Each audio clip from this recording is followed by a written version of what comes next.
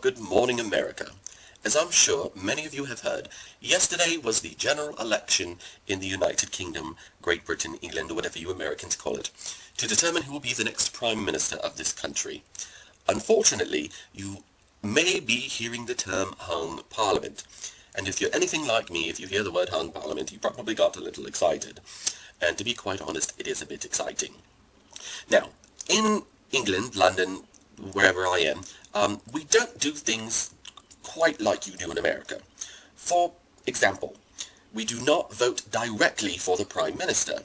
We vote for our local MP and his party, okay? Whichever party gets 326 members of Parliament, they become the ruling party, and then the leader of that party becomes the Prime Minister. There are three main parties in British land. There is the Conservative Party, the Labour Party, and the Lib Dems.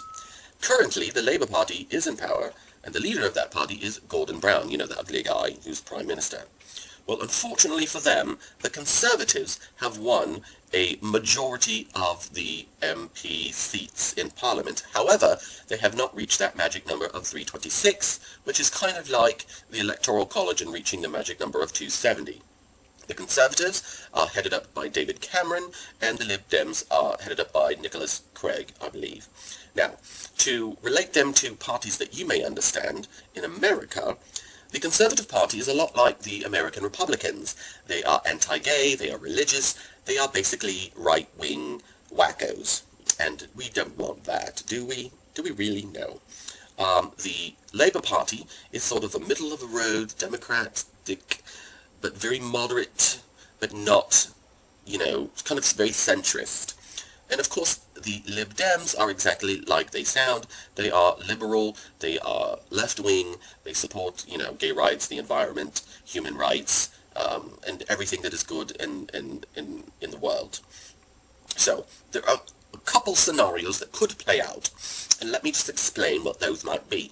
Now, the Conservative Party could go to the leader of the Lib Dems and say, let's form a coalition, and then we will rule together.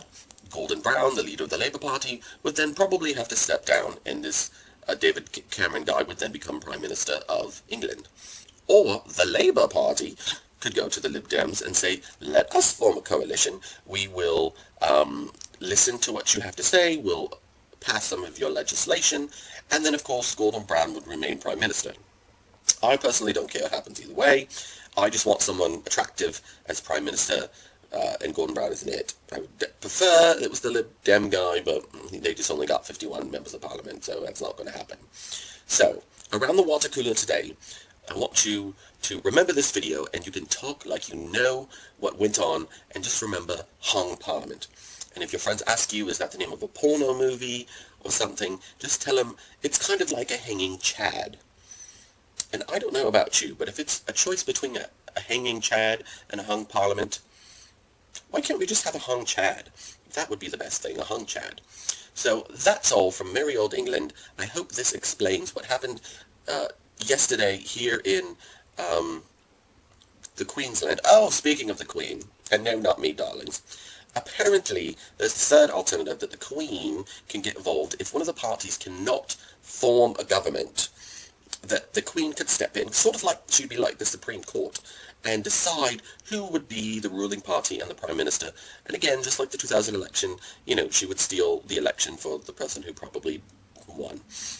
So there you go, cheerio, and I don't know any other British terms. Put your toad in the hole, are you being served, I'm free, and keeping up appearances, and yeah.